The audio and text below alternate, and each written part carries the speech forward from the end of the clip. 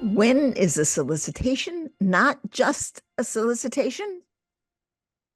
Today, Amy and I are going to tell you. Hi, I'm Amy Eisenstein. I'm here with my colleague and co-founder, Andrea Kihlstedt, and we are excited to be talking about the significance of each gift, certainly the lead gifts, as really the key to success in terms of campaign fundraising. So, Andrea, we want to talk about really the complexity and the thought and the strategy that goes into soliciting the top 10 to 20 gifts for your campaign, and how much of a huge difference it can make if you do them well or if you don't. Yeah, Amy, it's one thing to be asking someone for a gift of $100 or $250 or $500. I mean, then you go and ask them for money, right? They say yes or no. Right. It's Or you send them a letter. Yes, or you send them a letter. That's right. It's quite a different thing to ask someone for $1 million or $2 million or $5 million. That's something that you don't just send them a letter and hope to get a check back from. Right. It takes a different mindset. Or send them a proposal if it's a foundation, or it takes some thought, some strategy, and some real research.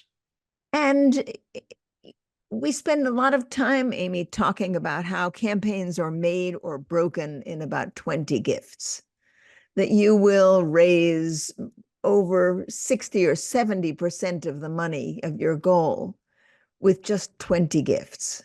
That's true of pretty much every campaign. So those 20 gifts are big and they're really important.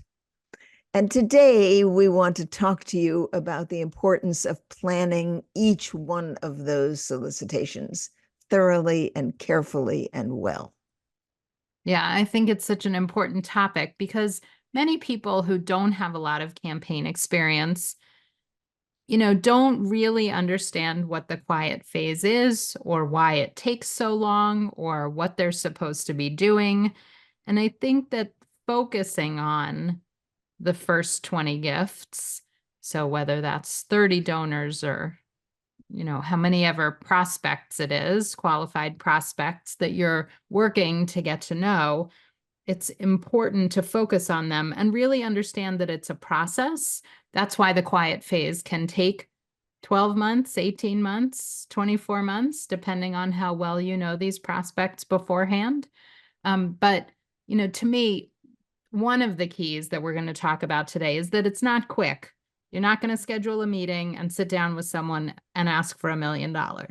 So what has to happen before the ask? Yeah, so let's imagine what a plan might look like, right? To begin, a good plan is going to have a lot of information about the donor.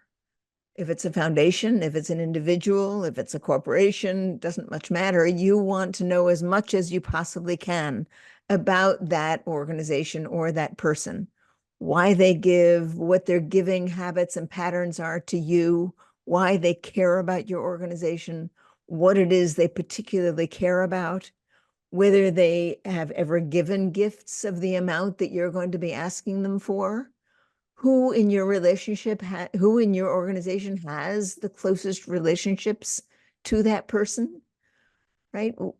What is it that brought them to you originally?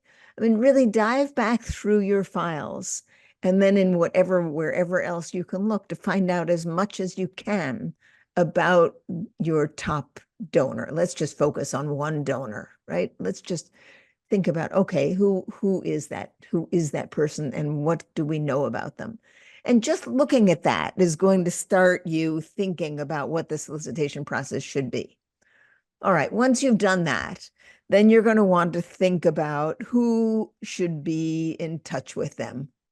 And Right. maybe it's more than one person, right? Yeah, so let me just point out that some of that information that you were talking about in terms of what their interests are and how they give and what they support and those types of things, some of that you're going to be able to find doing some research and looking in records and looking online. And this is an opportunity perhaps to engage a prospect researcher to really do a professional dive. But some of that information, which I think is what you're pointing to in a minute, is only possible to get with a conversation or asking them.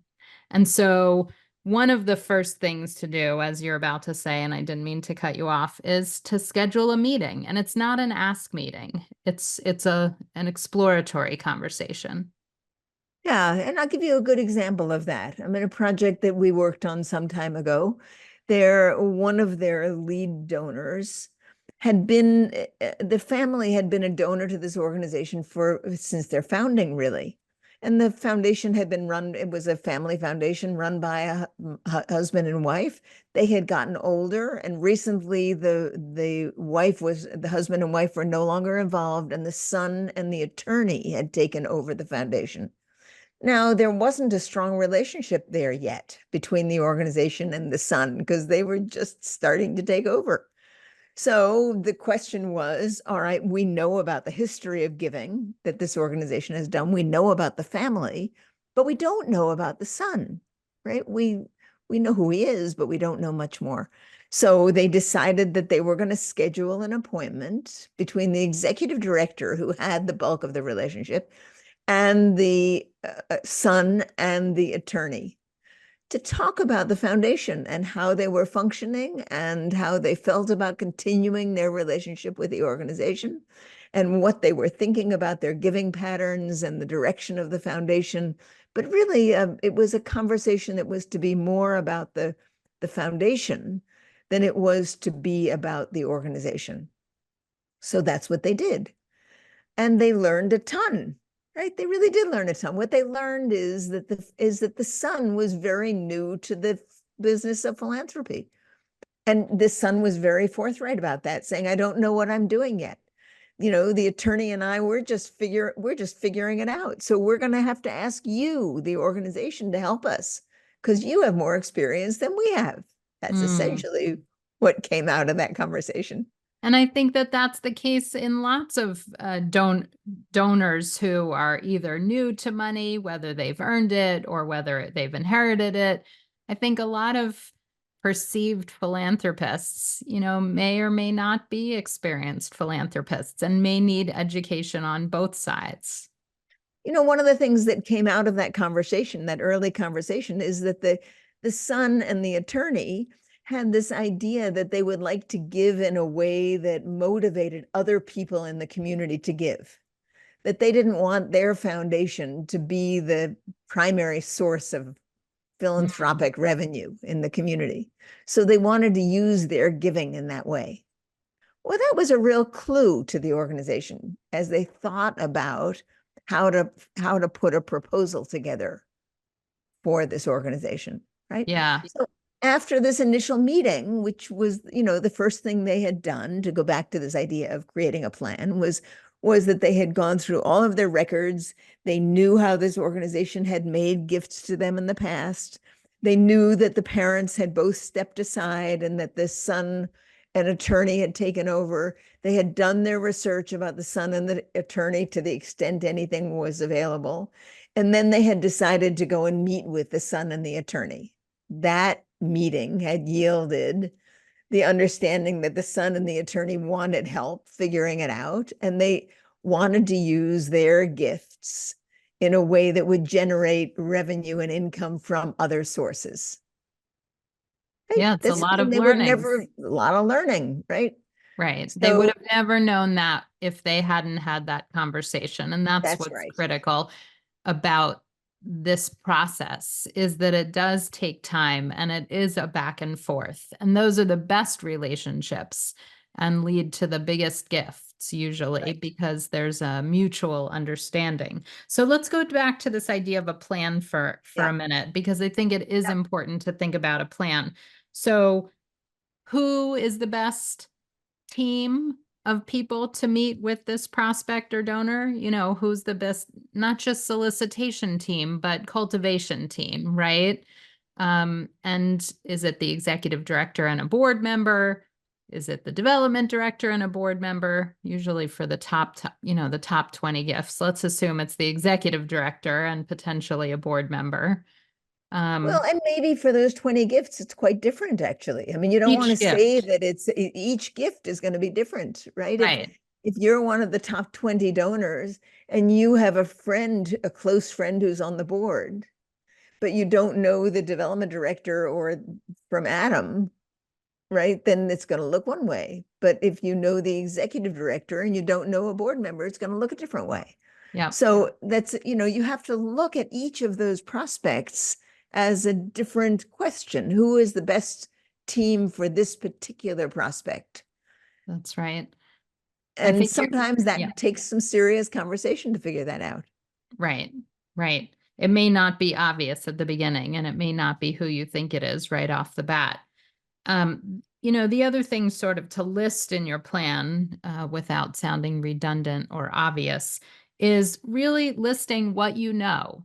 What are the facts in terms of the giving patterns, the giving history, what they give, what's available publicly, and then figuring out what you don't know or what you need to find out before soliciting a gift, and trying to check all of those things with not making assumptions. Just because they've done something in the past doesn't mean that that's what they're going to do in the future. Uh, you know, make sure that you're checking things and not assuming publicly available information is always correct, because sometimes it's not. So I think that there's really an opportunity to have, a conversation and an exploratory conversation about what the donor's wishes and feelings and thoughts are You about their know, philanthropy.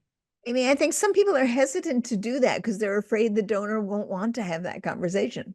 Mm, And we find that it's quite to the contrary, that donors appreciate it when you try to understand their giving before you ask them for a gift. It's respectful. It's mm. not prying, it's respectful, right? You're not going in to say, well, tell me everything about your assets, right? That's not what you're doing. You're going and saying, tell me about your philanthropy and your relationship to this organization. And do you like giving significant gifts to special projects, right? Do you like giving challenge grants? What's your history? What kinds of giving has really made you happy? So people like it when you're willing to have those kinds of conversations with them. So don't assume that they're not going to want to have that conversation, right? Your curiosity about them will go a long way towards making them feel happy about you. Remember, the number one thing that people like to talk about is themselves. You know that. And All of so, us, all of us, right? everybody, the Everybody, number one thing. everybody. So, when you are genuinely curious and looking to do what's in the best interest of both the organization and the donor, you will, if you're truly looking for a win-win scenario, that's when everybody wins. Right. So let me go back to my example, Amy, as a way of moving on to the next part of a plan, right? Because once you have done the homework and you know what the organization's giving is, and you've looked up everything you can look up, and then you've gone to talk to the donor to understand better what they're about their philanthropy and where they are and how they make decisions and all of the other things you want to find out. Then you go back and say, well, all right, let's think about what we're going to ask them for and how we're going to ask them for the gift. So my organization, the organization we did this campaign for, did just that. They went back and they said, all right, now we know what they're interested in doing. We know that they are looking to us to make a proposal because they're trying to figure out how they want to do this and they want help. So they took their gift range chart. They picked the highest gift on the gift range chart, which I think was the $3 million level. They decided they were going to ask for a $3 million gift, and they were going to make it a challenge gift. They said that I can't remember what the terms of the challenge were, but it was something like this organization would give would give $1.5 million up front to get the campaign going, and then give $1.5 million as it was matched with contributions from others Yeah. at certain Maybe levels gifts of 100,000 or or more. something. I don't remember what the terms were, but they Yeah. set it out. They set out their idea in a proposal, and they sent it back. They sent it to this organization. They waited a couple of days, and then they called them, Mm, right? They said, "Did you get our proposal? And can we schedule a meeting to talk about it?" They said, "Yes, happy to do that." So they go in and they have a second in-person conversation. So the son and the attorney come back to them and say, "Well, thank you. The amount is fine. We can do the amount, but we don't want to do the challenge this way. We want you to challenge new donors." mm, Now, that was a problem for the organization because we know how difficult it is to get new donors to give at big levels, right? To them, to the organization, it was like they knew the son and the attorney didn't know philanthropy well, or they right. wouldn't have asked for this. They didn't want to get into a challenge that they weren't going to be able to succeed with. Of course. So they had a So, problem. It's like, all right, what do they do about that? Right right. now, they're not going to be able to raise $3 million in new money, or they were afraid they couldn't raise $3 million, Certainly not in big gifts. not in big gifts, right? Right. Yep. So they then went back home and they rewrote the proposal.